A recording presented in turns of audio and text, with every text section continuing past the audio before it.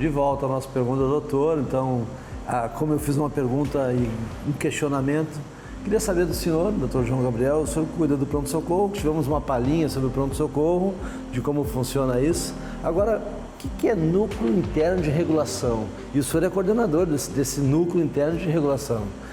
Fala um pouquinho sobre esse núcleo interno de regulação que o hospital hoje tem dentro dessa prestação de serviço, tanto interna quanto externa. Isso.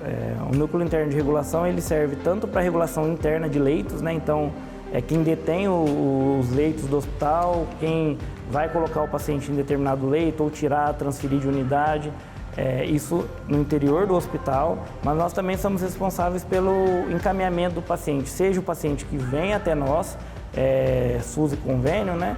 E por meio de regulação, que aí a gente, pelo SUS, tem a plataforma CORE, né? Que isso é do Estado, é uma plataforma de regulação que nós recebemos pacientes tanto via Central de Regulação de Três Lagoas, que é uma central onde tem médicos reguladores, que recebe o pedido de vaga dos municípios do Bolsão ou da nossa UPA, e eles avaliam dependendo do grau de prioridade, eles colocam um grau de prioridade e encaminham para o hospital onde eles acham que seria a referência.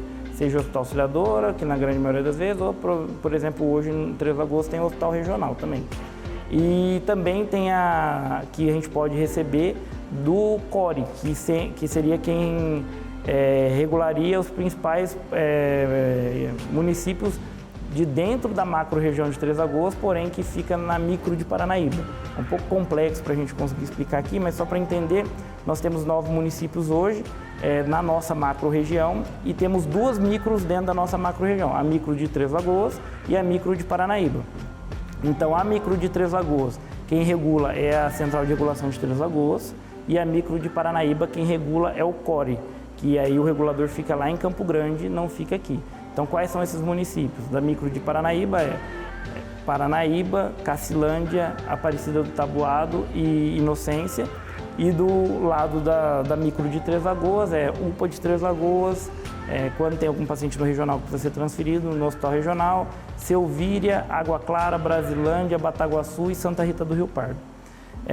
Então esse paciente ele pode tanto estar no nosso município quanto fora do nosso município para vir até nós. Então essa solicitação ela chega nessa central de regulação, a central de regulação dispara para o hospital que ela julga que é a referência e aí nós aqui do NIR, um técnico administrativo recebe essa ficha e aí ele encaminha para o nosso médico regulador.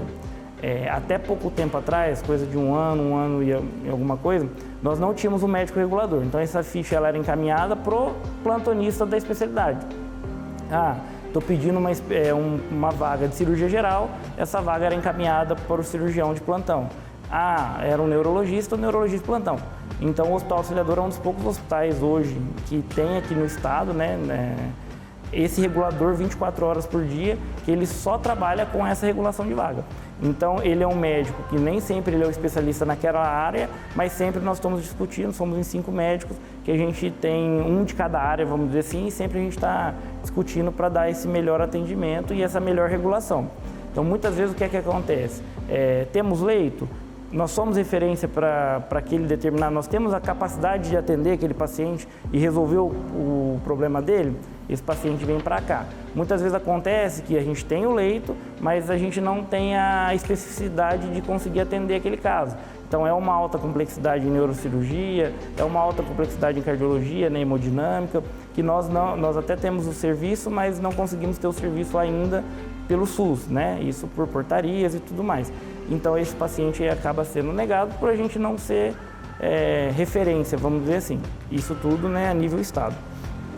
Ou ele pode ser negado ou aceito, dependendo se a gente tem vaga no pronto-socorro, Muitas vezes a gente, por receber pacientes de 9 municípios, nem sempre a gente consegue atender esse paciente aqui de imediato por falta de leito, que é um outro problema, mas esse é um problema a nível Brasil, Não é... Então deixa eu fazer uma pergunta assim.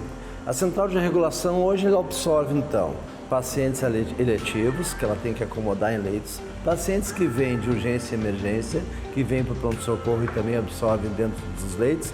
Então, a central de regulação, ela regula leitos. Leitos, exatamente. Leitos do Hospital Auxiliadora. E quantos leitos o Hospital Auxiliadora tem hoje, doutor João? Hoje nós temos 179 leitos no total, mas não vou lembrar certinho entre SUS e convênio a divisão.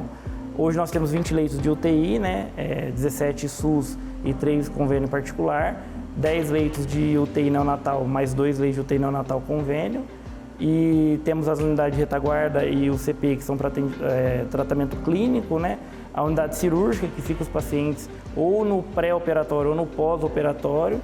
Temos a maternidade, temos a pediatria e o pronto-socorro, que não é uma unidade de internação, mas acaba sempre precisando. Hoje o SUS tem 116 leitos e nós temos 39 leitos de pacientes com convênios. Mas, assim, existem algumas regras, né? E você está colocando que existem várias regras para você, tanto para SUS quanto para convênio, para você absorver os pacientes. Também existem outras regras e compromissos que a instituição faz para você também adequar esses pacientes ao leito. E também tem a questão chamada vaga zero, que todo mundo pergunta o que é isso, vaga zero. Eu, quando cheguei aqui, eu disse zero, deve ser 0 minuto, né? A gente pensa assim. Então, explica um pouquinho para nós como é esse gerenciamento de leitos, tanto da unidade hospitalar, quanto o gerenciamento de leitos de encaminhamento para outras regiões.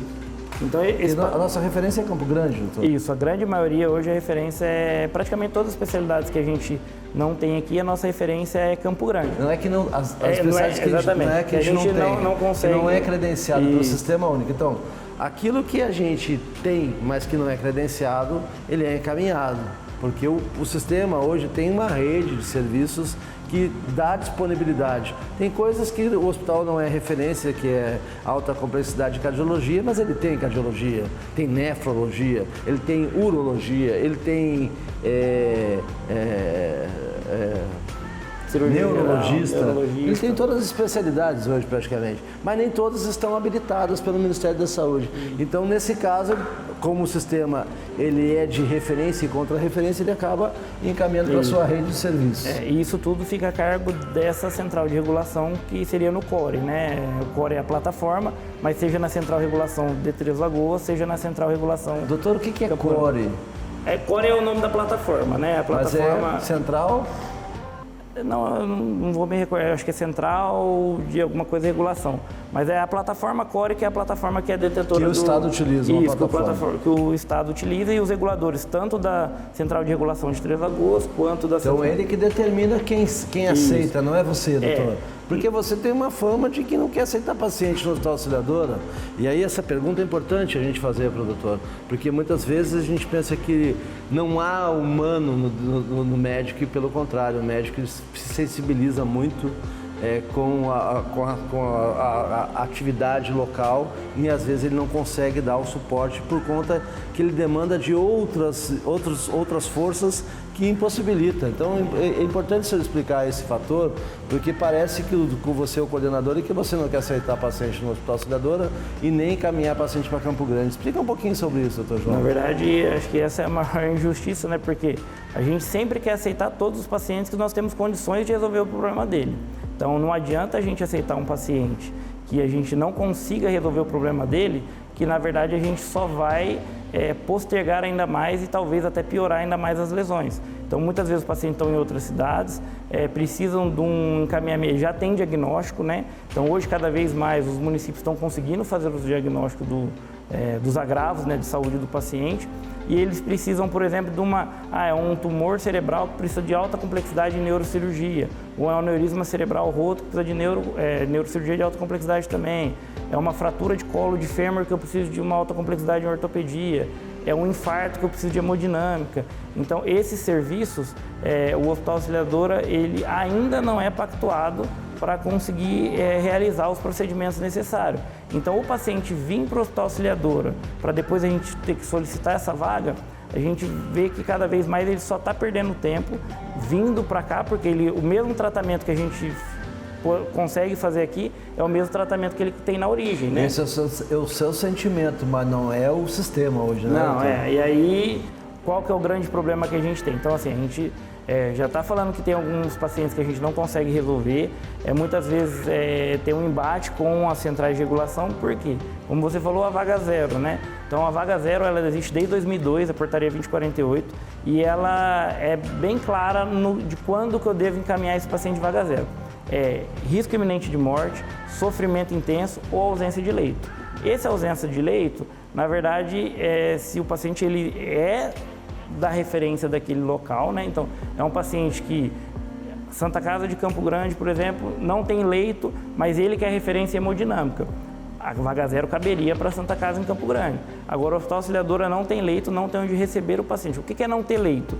Muitas vezes eu não tenho maca. Então, muitas vezes o paciente vem para o Hospital Auxiliadora em vaga zero e chegando aqui eu não tenho uma maca para acomodar esse paciente. Então, assim, eu não gostaria que um familiar meu tivesse que ficar muitas vezes numa maca de ambulância, muitas vezes ter que ficar dentro da ambulância, porque eu não tenho no espaço físico hoje capacidade de absorver esse paciente. Muitas vezes a gente tenta argumentar isso com a central de regulação, tentamos fazer alguns procedimentos internos para conseguir que melhore o pronto-socorro em relação a leitos, conseguir disponibilizar leito no pronto-socorro para ir conseguir absorver esse paciente. Mas muitas vezes a central de regulação não entende isso e ela quer encaminhar o paciente, por quê? Encaminhou o paciente, a parte dela de reguladora, é o Hospital Auxiliadora que se vire. E a gente vem tentando fazer o melhor para o paciente, tentando acomodá-lo e dar o melhor atendimento para ele, mas nem sempre a gente consegue fazer isso de prontidão, né? Então, João Gabriel, eu gostaria de agradecer a presença do senhor com a gente. É um assunto que a gente tem muito para falar. Eu quero convidar você para a gente fazer um outro bloco, um outro programa, num outro momento e voltar ao tema e também saber um pouquinho mais.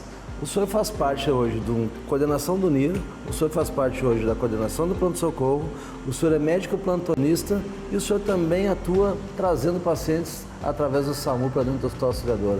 Essa rotina eu vou perguntar ao Dr. João Gabriel no nosso próximo programa. Muito obrigado pela atenção de todos.